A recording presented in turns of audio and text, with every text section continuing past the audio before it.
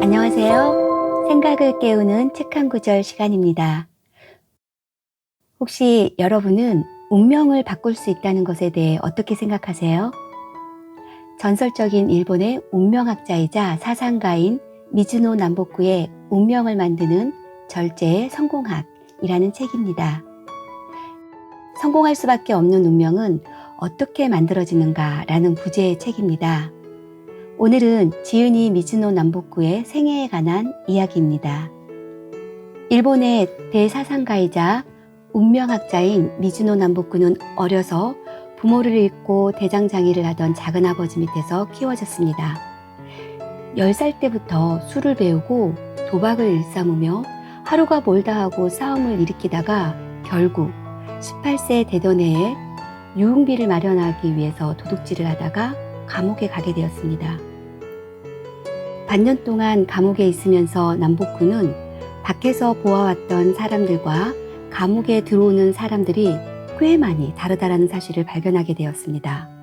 감옥에서 죄인들을 관찰하던 남보쿠는 감옥에서 나오자마자 자기의 인생이 궁금해져서 관상가를 찾아갔습니다. 그런데 그 관상가는 뭐라고 얘기했을까요? 1년 안에 칼에 맞을 죽을 상이니 이 길로 속히 절에 가서 출가하기를 청하시오. 이 말을 들은 남보쿠는 그 길로 가까운 절에 가서 출가를 청하였으나 절의 주지 스님은 스님이 되는 것은 아주 힘든 일이오. 앞으로 1년 동안 보리와 흰 콩만으로 식사를 하고 다시 돌아오면 그때 받아주겠소. 라면서 거절을 했습니다.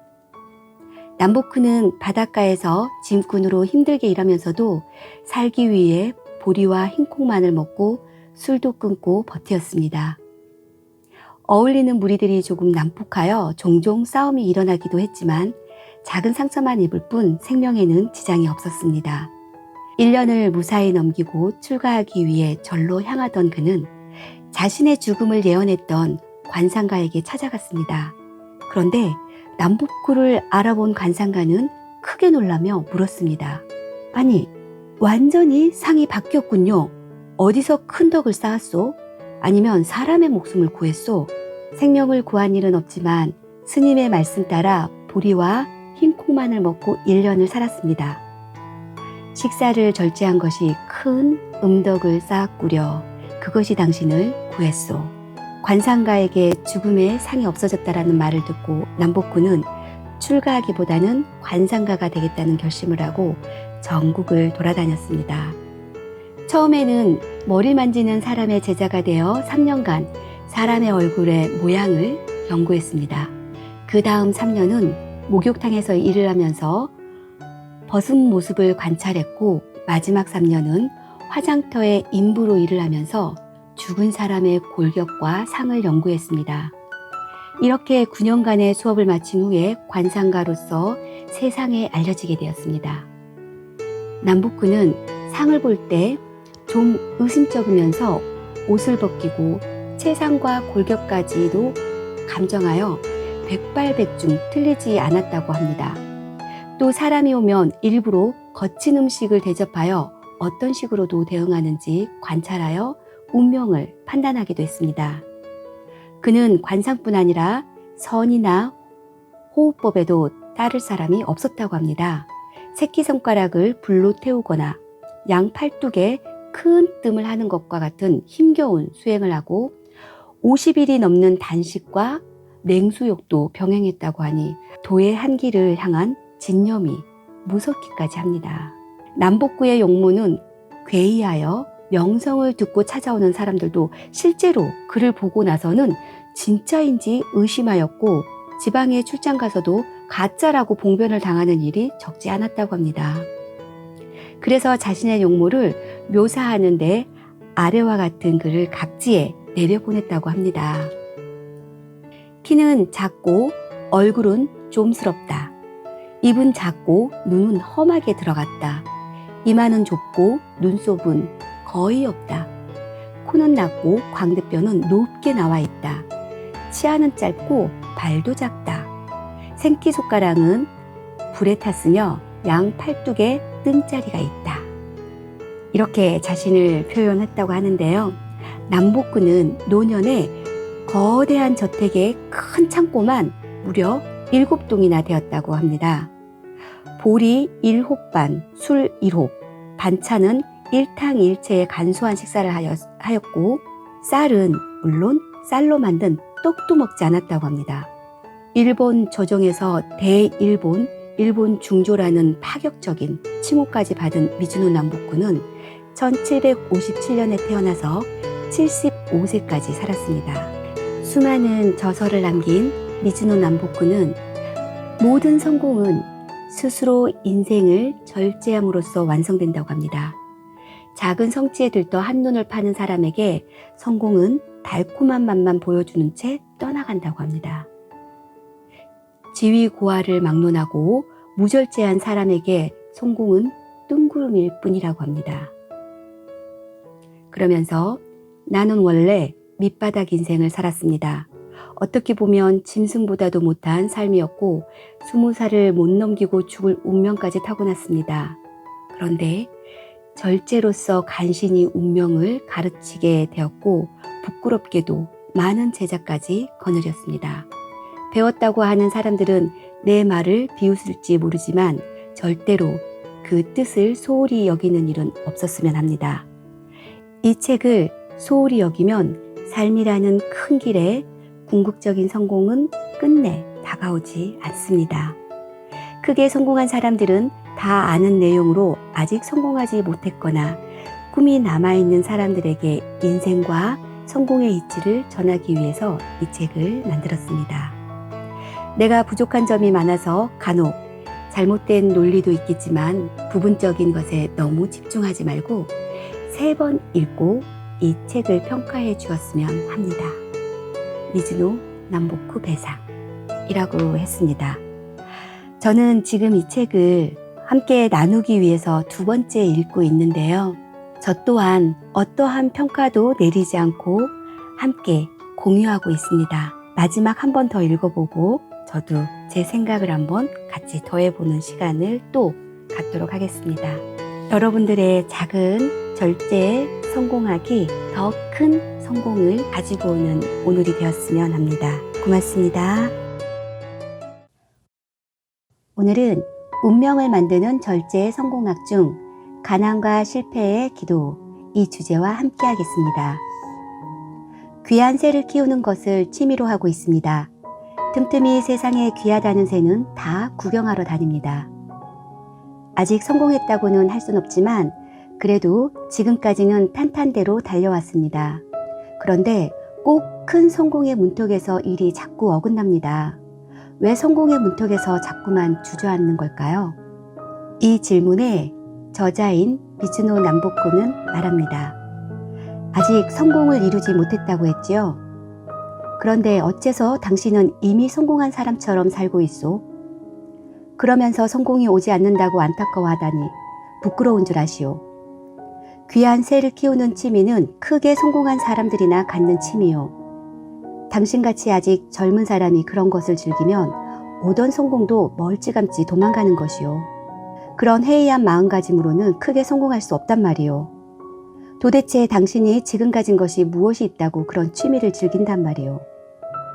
혼신을 다해 스스로 선택한 길에서 큰 성공을 이룬 사람들을 한번 보시오. 그 사람들은 성공을 이룬 후에도 당신과 같은 취미를 갖지 않소. 스스로 삼가하고 노력해서 상당한 재물을 얻은 사람들일수록 아직 큰 꿈이 끝나지 않았음을 알고 묵묵히 자기 갈 길을 가고 있소. 아직 성공 그 근처도 가지 못했으면서 크게 성공한 사람들처럼 취미를 따라하는 것은 저에게 가난과 실패를 주세요 라며 빌고 다니는 것과 다름없소. 다 자업자득이요. 새를 즐기는 일이 비록 사소한 일이라고는 하나 세상 모든 일이 사소한 일 하나로 막히기도 하고 뚫리기도 하는 것이요. 사소한 일 하나를 쉽게 생각하지 않는 것이 성공의 길이요. 실패는 다 자신의 꿈과 직업에 전념하지 않고 사소한 재미를 추구하기 때문에 오는 것이요. 지금 즐거우면 나중에 궁하게 되고 당장의 즐거움을 포기하면 장래에 큰 즐거움이 오는 것이요. 이것이 세상에 돌아가는 이치요. 가난과 실패의 말이 아닌 성공의 길이 되는 오늘이 되었으면 합니다. 감사합니다. 오늘은 2억 빚을 진 내게 우주님이 가르쳐준 운이 풀리는 말버릇 중에서 포기하지 마, 이 주제와 함께 하겠습니다. 이 주제에서는 등장인물이 나오는데요. 히로시와 우주님. 먼저 등장인물 소개부터 하고 시작하겠습니다.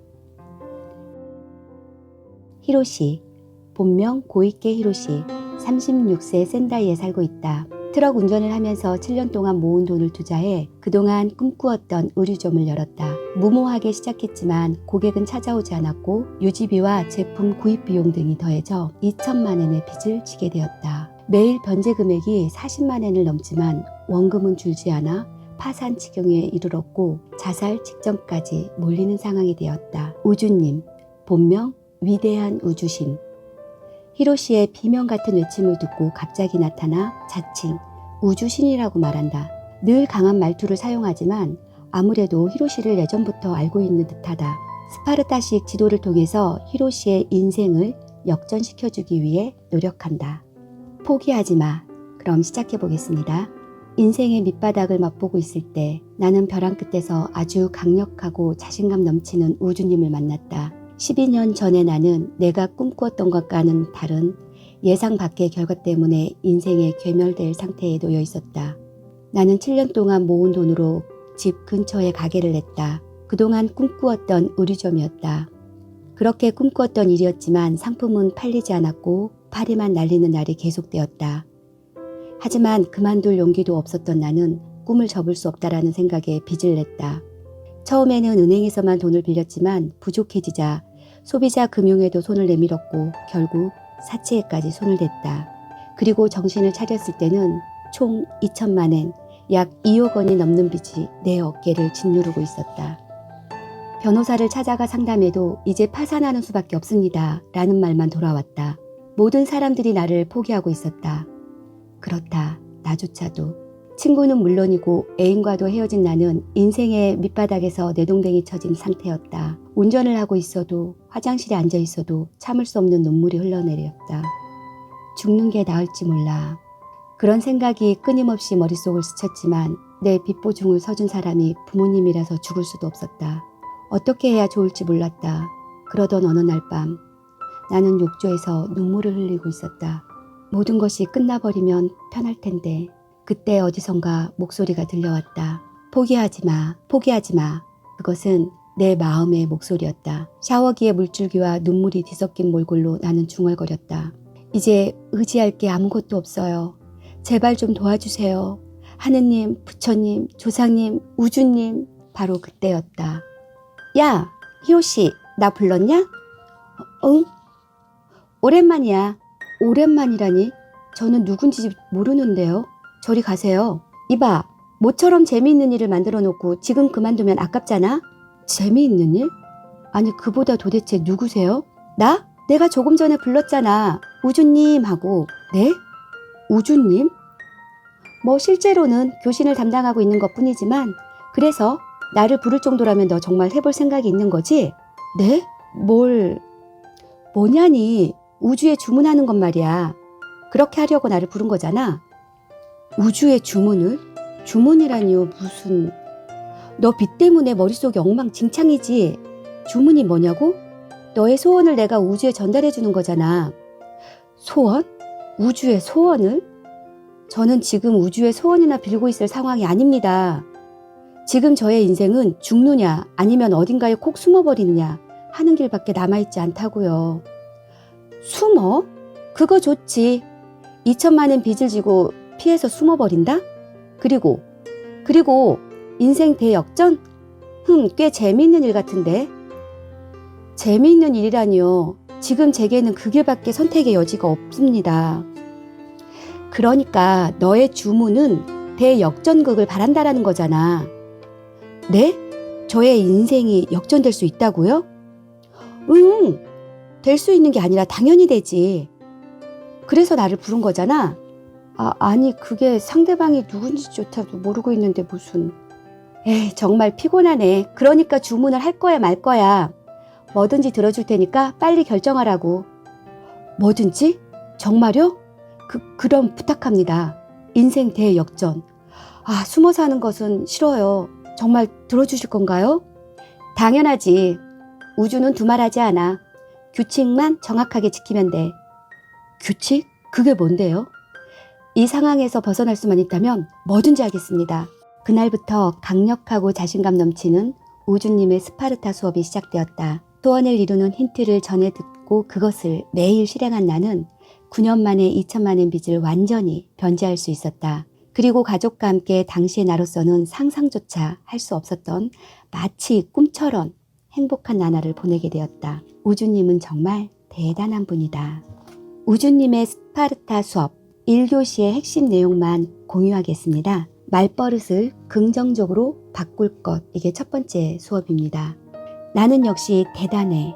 나는 역시 쓸모없는 사람이야. 당신의 말버릇은 어느 쪽인가 생각해 보시길 바랍니다. 평소에 무슨 말을 하는가에 따라 인생이 바뀌고 소원이 이루어진다라고 합니다. 그런 말이 존재하는 이유는 말이 곧 우주로 보내는 주문이기 때문입니다. 오늘 하루 시작을 나는 역시 대단해, 이 말과 함께 시작하는 하루가 되었으면 좋겠습니다. 고맙습니다.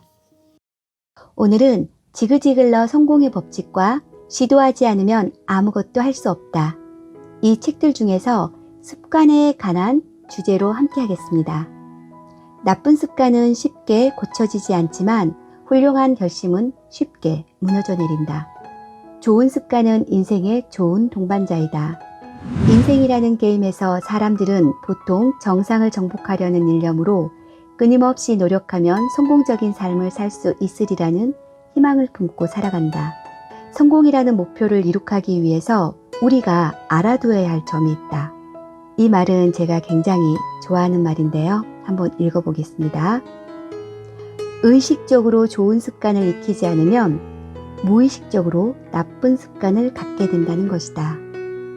성공한 모든 이들은 싫어하는 일을 하든지 아니면 잘하지 못하는 일을 하는 습관을 익힌 사람들이다. 우리의 성격 중 많은 부분은 단순히 좋지 못한 습관의 산물일 뿐이다. 예를 들어 두려움은 일종의 습관이다. 자기 연민, 패배감, 불안감, 절망감도 마찬가지다. 아무것도 아닌 일에 불평하거나 푸념하는 것도 단순히 나쁜 습관일 뿐이다. 부정적인 태도는 말할 것도 없다. 하지만 이 두 가지만 명심하면 그런 점들은 문제가 되지 않는다. 결코 쉽지는 않지만 간단한 일이다. 나는 할 수 있다, 해낼 것이다 라고 마음만 먹으면 된다. 그러면 여러분들은 인생이라는 게임에서 승리자가 될 것이다. 이어서 작자 미상의 글을 읽겠습니다. 나는 누구일까요? 나는 당신의 영원한 동반자입니다.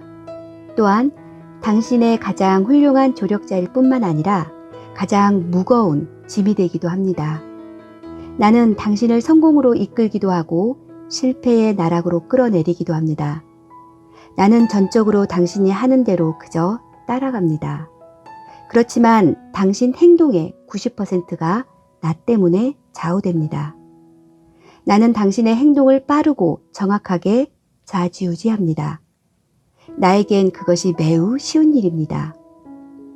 당신이 어떻게 행동하는지 몇 번 보고 나면 나는 자동으로 그 일을 해냅니다. 나는 위대한 사람들의 하인일 뿐만 아니라 모든 실패자들의 주인이기도 합니다. 나는 인공지능 기계처럼 정밀하지만 그렇다고 해서 기계는 아닙니다. 나는 당신의 이익을 위해 이용할 수도 있고 당신의 실패를 위해 사용할 수도 있습니다. 그것은 나와는 아무런 상관이 없습니다. 나를 착취하십시오. 나를 훈련시키십시오. 그리고 나를 확실하게 당신의 것으로 만든다면 나는 당신의 발 앞에 이 세상을 가져다 줄 것입니다. 만일 당신이 날 가볍게 여긴다면 난 당신을 파멸의 길로 이끌 것입니다. 내가 누구인지 아시겠습니까? 나는 습관입니다. 여러분들 이 글 다 한 번쯤 들어보셨죠? 자, 오늘 한 걸음 내딛기 말입니다. 나는 할 수 있어. 해낼 것이야. 라고 반복하면서 의식적으로 좋은 습관을 만들어가는 오늘이 되셨으면 합니다. 고맙습니다. 오늘은 대한민국 최고의 비전 멘토인 강원구 작가님의 가슴 뛰는 삶이라는 책 중에서 속한 모임을 바꾸면 새로운 자아상을 창조할 수 있다. 이 주제와 함께 하겠습니다. 영혼을 위한 닭고기 스프의 공저자 마크 비터 한센은 무명 시절 어느 행사장에서 내 안에 잠든 거인을 깨워라의 저자 앤서니 로빈슨을 만났다. 자신과는 비교할 수도 없을 만큼 유명한 강사인 앤서니 로빈스에게 다가가서 이렇게 물었다. 어떻게 하면 그렇게 유명해지고 돈도 많이 벌 수 있나요? 그때 앤서니 로빈스는 대답 대신에 이렇게 되물었다. 당신이 자주 가는 사교 클럽에는 어떤 사람들이 모이나요? 백만장자들이요. 거기 모이는 사람들은 다 백만장자들 뿐입니다. 마크 비터 한센의 대답을 듣고 앤서니 로빈스가 대답했다. 그게 바로 문제예요. 백만장자가 아니라 억만장자와 만나야죠. 닮고 싶은 사람과 가까이 지내세요. 그들이 당신에게 억만장자의 마인드를 갖게 해줄 겁니다. 내가 자주 만나는 사람은 누구이며 자주 나가는 모임은 어떤 분위기의 어떤 모임인가? 오프라 윈프리는 자신의 인생 10계명에서 주변에서 험담하는 사람들을 멀리하고 나의 버금가는 혹은 나보다 더 나은 사람들로 주위를 채우라고 했다. 연말에 금묵자흑, 근주자적이라고 했고 맹자 엄마도 괜히 극성을 떤 것이 아니다. 적극적으로 새 친구를 찾아라. 성공하고 싶다면 성공한 친구들을 만나고 글을 잘 쓰고 싶다면 글 잘 쓰는 친구들과 만나라. 나에게 어울리는 미래를 가슴속에 품고 있다면 거기 어울리는 친구들을 만나고 모임에 나가라. 새 친구들은 나에게 열정이 꺼지거나 흔들리지 않도록 계속해서 에너지를 불어넣어 줄 것이다. 또한 나의 옛 모습을 모르는 사람들은 편견 없이 나를 바라볼 것이고 좋든 싫든 고정되어 버린 과거의 이미지를 탈피할 수 있다. 껍질을 벗고 나비가 되어 날아오른 후에는 더 이상 번데기가 아니다. 나비가 되었다면 번데기들과 놀 필요가 없다. 올챙이 시절은 그만 잊어도 좋다. 우리가 바라보는 내일이 더 빨리 시작되길 위해서는 내가 속한 모임은 어떤 곳인지 한 번쯤 돌아보는 오늘이 되었으면 합니다. 고맙습니다. 오늘은 최상위 부자가 말하는 돈에 대한 모든 것, 김승호 회장님의 돈의 속성 중에서 돈을 다루는 4가지 능력에 대해 함께 하겠습니다. 돈을 다루는 4가지 능력. 경제활동을 하는 모든 사람은 돈에 있어 4가지 능력에 따라 자산이 늘어난다. 이 중에 하나만 갖고 있는 사람도 있고 넷을 모두 갖고 있는 사람도 있다. 이 능력은 돈을 버는 능력, 모으는 능력, 유지하는 능력, 쓰는 능력으로 나뉜다. 돈을 버는 능력을 가진 사람을 부자라 부르지만 부자가 부를 유지하려면 이 4가지 능력을 모두 갖추고 있어야 한다. 이 능력 중에 하나라도 있으면 부자가 될 수 있다. 그러나 부를 계속 유지할 수는 없다. 그리고 이 능력은 각기 다른 능력이다. 그러니 각기 다른 방식으로 배워야 한다. 돈을 버는 능력을 가진 사람은 우리 눈에 쉽게 보인다. 이 능력은 밖으로 드러나 보이기 때문이다. 이 능력을 가진 사람은 대부분 진취적이고 사업에 능통하며 세일즈를 잘하는 유능한 사람이다. 하지만 이런 사람들은 상대적으로 다른 능력이 부족해 오히려 빚을 지거나 사기를 당하거나 부하 직원들이 횡령을 해도 모를 정도로 버려놓은 재산을 관리하는 데 미숙한 면이 많다. 돈을 모으는 능력은 돈을 버는 능력과는 또 다른 능력이다. 돈을 잘 번다고 돈을 잘 모으는 것은 아니다. 돈을 모으려면 자산의 균형을 맞추고 세밀한 지출관리 능력이 있어야 하기 때문이다. 더불어 영수증 처리, 물품 관리 같은 사소한 것부터 세율, 이자, 투자, 환율과 관련된 지식과 이해를 가져야 하고 재정분리 지출 관리에도 소홀함이 없어야 가능하다. 그뿐만 아니라 돈을 대하는 태도 자체가 올곧아야 한다.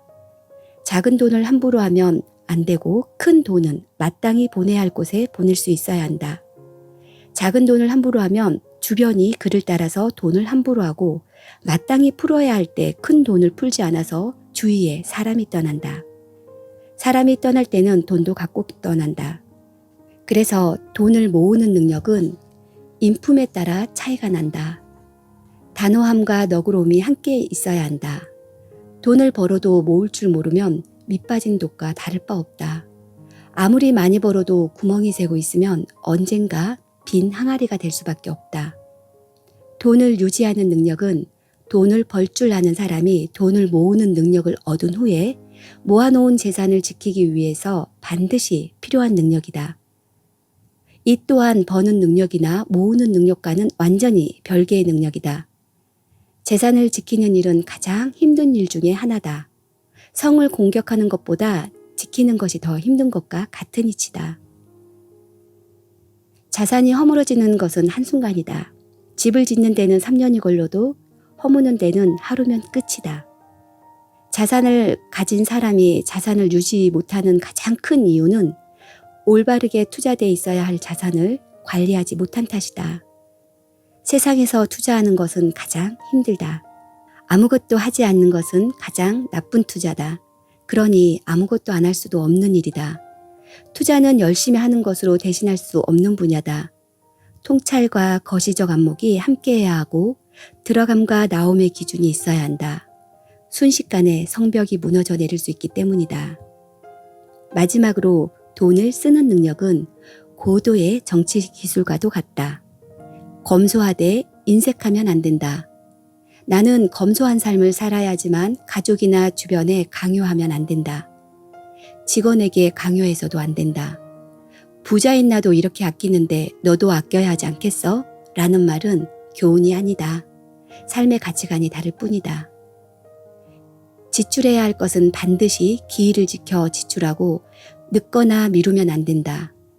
반대로 쓸데없이 위세나 허영심 때문에 밥값 내고 다니지 마라.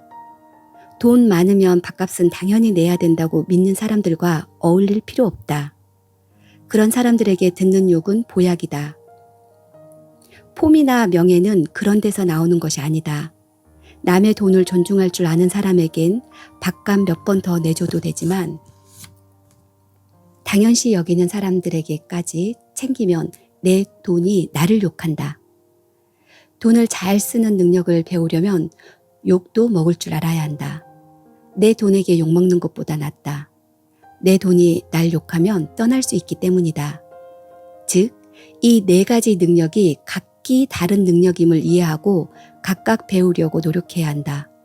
이 중에서 하나라도 소홀히 하면 오래 부자로 잘 살 수 없다. 잠깐 부자가 된 맛을 느낄 수 있을지는 모르지만 정말 그렇게 되면 오히려 큰 비참함이 더 커진다. 한 번 가져봤던 것을 빼앗기는 슬픔은 한 번도 가져보지 못한 슬픔보다 더 크기 때문이다. 많이 벌어서 잘 모으고 잘 지키고 잘 쓰는 행복한 부자가 되기 바란다. 들어온 돈을 오래오래 머물 수 있게 돈을 다루는 이 네 가지 능력을 배우고 노력하는 오늘이 되시기 바랍니다. 고맙습니다. 오늘은 배움을 돈으로 바꾸는 기술 중에서 세상을 움직이는 법칙은 생각보다 심플하다.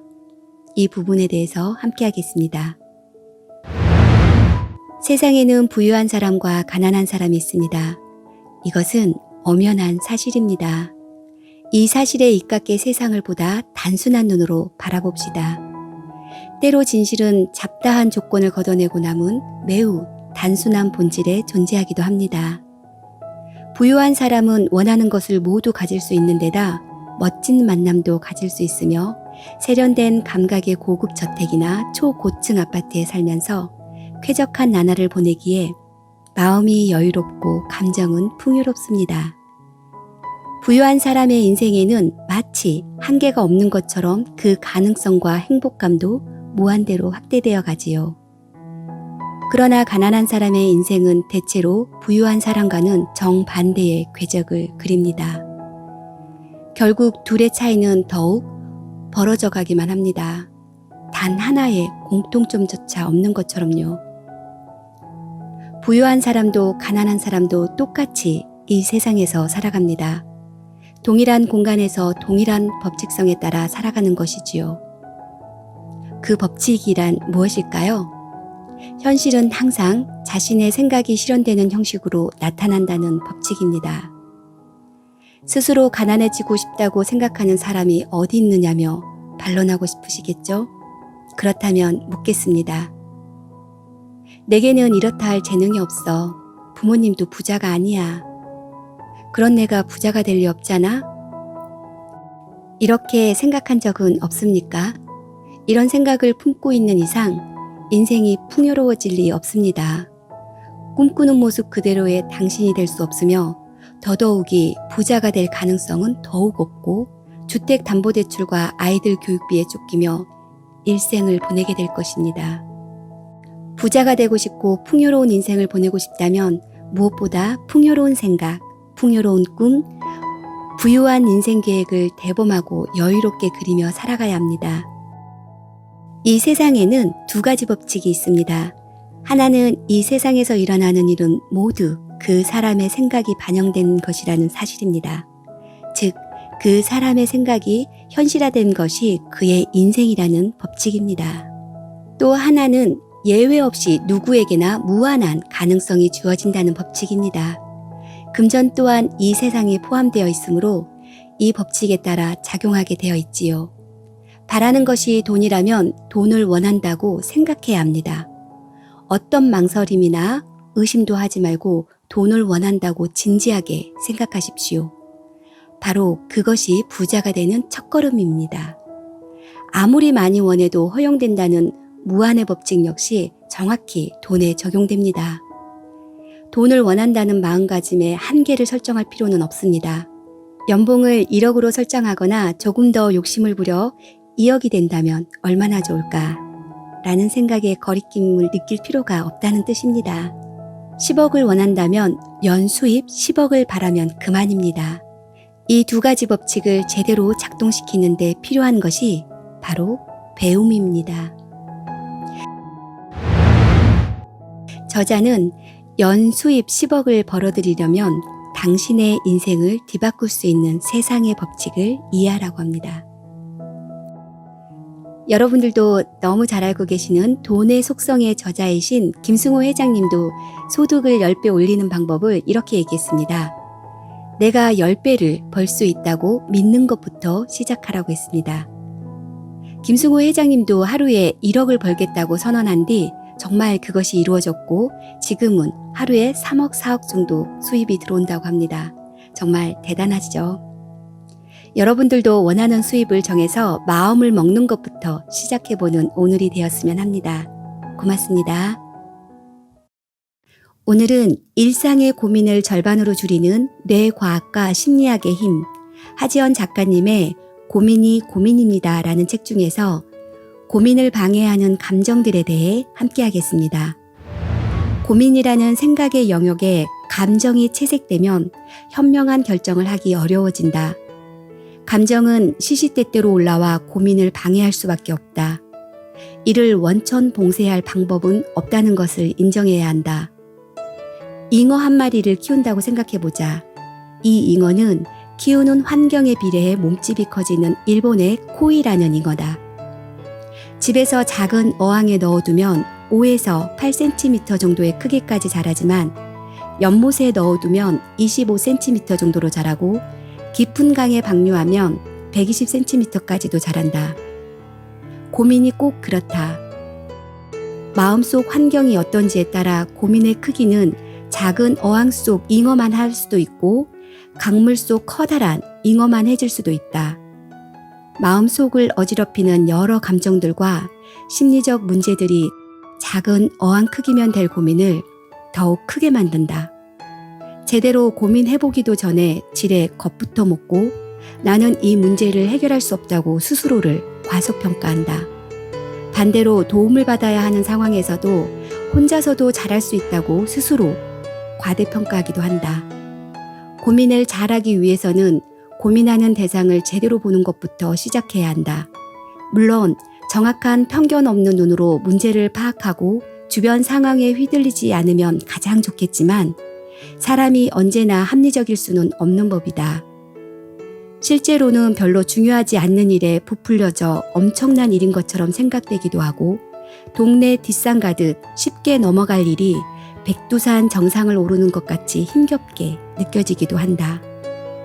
심리적 문제들이 내 고민의 공간을 잠식하고 내가 충분히 능력을 발휘하지 못하도록 방해하며 고민의 방향을 뒤틀어 버렸기 때문이다. 결국 별것 아닌 일에 에너지를 쏟아버려 진짜 고민에 전력을 다할 힘이 남지 않게 되고 고민의 크기를 잘못 재는 바람에 진짜 고민이 들어올 공간이 없어져 버린다. 지금 무언가에 대해 깊이 고민하고 있지만 뾰족한 결론이 나지 않는 상태인가? 그렇다면 한 번쯤 생각해보자. 지금 내 마음의 상태는 어떤가? 어떤 감정이 내 고민을 방해하는가? 무엇이 나를 지치게 하는가? 큰 덩어리의 고민을 나누어 우선순위를 정하면 그때 비로소 지금 다뤄야 하는 고민거리가 보일 것이다. 그것만으로도 고민의 부담이 줄어들고 나에게 더 중요한 문제에 집중할 수 있다. 저자는 고민의 GPS를 켜서 현재의 위치를 파악해보라고 합니다. 그러면서 내 삶이라는 큰 지도에서 이 문제가 어디에 위치해 하고 있는지 그리고 그 깊이나 높이가 어느 정도 수준인지를 찾는 데부터 시작하라고 합니다. 매일매일 고민을 하고 살아가야 한다면 의미 있는 고민에 집중하는 오늘이 되시길 바랍니다. 고맙습니다. 성공을 예감하라. 기적은 일어난다. 여성들을 위한 꿈의 회사인 메리케이 코스메틱사의 창업자인 메리케이 애쉬의 열정은 기적을 낳는다. 이 책과 함께하겠습니다. 세상에는 4가지 유형의 사람들이 있다. 첫 번째는 무슨 일을 성취해내는 사람. 두 번째, 그저 남이 성취하는 것을 지켜보는 사람. 세 번째, 남이 성취하는 것에 감탄하는 사람. 네 번째, 무슨 일이 일어났는지 깨닫지도 못하고 사는 사람. 나는 아주 어렸을 때부터 첫 번째 유형의 사람이 되고 싶었다. 성공한 사람에게는 다른 사람들과 구분되는 그들만의 개성과 목표, 능력이 있다는 것을 알게 된 것도 그때부터였다. 성공한 사람들은 다음과 같은 5가지 특별한 특징을 가지고 있었다. 첫째, 뚜렷한 목표와 그것을 이루겠다는 열정. 둘째, 자제력. 셋째, 기꺼이 일하고 봉사하고 배우려는 마음. 넷째, 결단력. 다섯째, 다른 사람을 존중하는 마음. 경쟁심은 아주 강력한 동기를 유발한다. 그러나 경쟁심은 먼저 자신을 바로 세우고 자신의 실수를 통해서 무엇인가를 배울 수 있는 사람에게 가장 효과적으로 작용하고 반응한다. 나는 어머니로부터 언제나 이런 말을 들으며 자랐다. 다른 사람이 할 수 있는 일이라면 넌 더 잘할 수 있단다. 나는 실패는 성공의 어머니다라는 말을 참 좋아한다. 우리 모두는 실패를 통해서 무엇인가를 배운다. 그런가 하면 아무것도 하지 않는 사람만이 실패하지 않는다는 말도 있다. 성공하는 사람은 새로운 것에 도전하는 것을 조금도 두려워하지 않는다. 컨설턴트가 월요일 모임에서 자극을 받아 동기와 열정이 충만해서 돌아가면 그 주를 정열적으로 일하면서 보낼 수 있다. 열정은 전염성이 강해서 한 사람이 열정적으로 일을 하면 주위의 다른 사람들도 열정적으로 되는 것을 볼 수 있다. 열정이란 말의 뜻이 그리스어로 신을 마음에 품은이라는 말에서 유래했다는 것은 흥미롭다. 성공한 사람과 성공하지 못한 사람을 가르는 유일한 차이점은 결단력이 있느냐는 것이다. 당신이 첫 번째로 해야 할 일은 자신이 갖고 있는 기술과 재능을 객관적으로 평가하고 자신에 대한 리스트를 만들어 보는 것이다. 나의 자산이 무엇인가? 어떤 일을 잘하는가? 정말로 하고 싶은 일은 무엇인가? 그저 일시적으로 하다가 말 일이 아니라 열정을 다해 평생을 바칠 수 있는 일인가? 이러한 것들을 리스트로 적는 것이다. 자기 직업에서 진정으로 성공하려면 다음 3가지 요건을 갖추어야 한다. 첫째, 성공하겠다는 야망을 갖거나 이른바 성공을 추구하는 정신을 가져야 한다. 둘째, 노하우가 있어야 한다. 아는 게 힘이다. 지식은 열정을 축적하고 열정은 성공을 낳는다. 열정이나 지식만으로는 충분하지 않다. 셋째, 우리 자신을 활용하는 것이다. 일단 결심을 하면 무슨 일이 있든 정해진 시간을 지키자. 판매업을 하던 초창기에 나는 매일 아침 8시 30분에는 반드시 일을 시작하겠다고 마음을 먹었다. 또한 나 자신이 누군가에게 지시를 받고 있는 것처럼 하루를 보냈다. 당신 역시 실패하고 싶지 않다면 스스로에게 엄격한 사장이 되어야 한다. 꿈이 일단 실현되고 나면 그 꿈은 더 이상 사람들에게 자극이 되지 못한다. 따라서 언제나 새로운 목표를 정하고 새로운 꿈을 꿀 수 있어야 한다. 우리는 모두 아침에 눈을 떴을 때 해야 할 뭔가가 있어야 한다. 나는 아직도 아침에 태양이 떠오르는 것을 볼 때면 그날 벌어질 흥미로운 일들로 가슴이 설레인다. 메리케이는 매일 아침 동트기 전에 일어나는 새벽 5시 클럽의 충실한 회원이었다. 나의 하루가 시작되길 기다리고 있기가 어렵다. 나는 늘 계획이 있었고 뭔가 기대할 만한 흥미로운 일을 하게 될 거라고 확신했기 때문이다. 수백만 명의 여성들에게 매혹적인 삶으로 향하는 문을 열어주었던 핑크의 여왕. 메리케이의 열정이 여러분들에게도 함께하는 오늘이 되었으면 합니다. 고맙습니다. 안녕하세요. 생각을 깨우는 책 한 구절 시간입니다. 1만 명 이상을 마이너스 인생에서 탈출시킨 일본 대표 재무 컨설턴트 요코야마 미츠아키의 90일 완성, 돈 버는 평생 습관, 이 책과 함께하겠습니다. 저자는 지출 내용을 이해하고 쓴 돈을 사용 목적에 따라 구분하라고 합니다. 얼마나 썼는지보다 무엇에 썼는지가 더 중요하기 때문에 지출 금액보다 지출 성격에 더 중점을 두어야 한다고 합니다. 저자가 말한 지출의 종류를 읽어보겠습니다. 지출 성격은 크게 3가지로 구분할 수 있다. 바로 소비, 낭비, 투자이다. 나는 이들을 통틀어 주로 가계 3분법이나 3가지 잣대라고 부른다. 첫 번째 잣대, 소비. 필요한 물건을 구입하거나 생활을 영위해 나가는 데 들어가는 각종 사용료를 지불하는 돈을 가리킨다. 생산성은 거의 없다. 식비, 주거비, 공과금, 교통비, 생활 필수품 구입비 등이 여기에 포함된다. 두 번째 잣대인 낭비. 말 그대로 헛되이 쓴 돈이다. 생활에 필요하지 않는 물건을 구입하거나 순간적인 희열을 위해 사용한 돈이 여기에 속한다. 생산성 없는 지출이다. 정도가 지나친 쇼핑, 도박, 과도한 기호품, 예를 들어 담배, 술, 커피 구입비 등이 여기에 포함된다.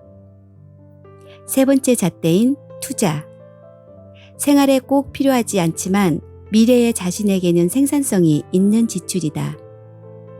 주식이나 투자 신탁 같은 금융상품에 투자한 돈뿐만 아니라 무언가를 배우려는 데 쓰는 비용도 여기에 포함된다. 생산성을 내포하고 있다는 점에서는 소비와 다르다. 저축, 학원비, 도서 구입비 등이 여기에 포함된다. 이제 지출을 3가지 잣대에 따라 분류해보자. 금액이나 항목에 흔들리지 않도록 조심해야 한다.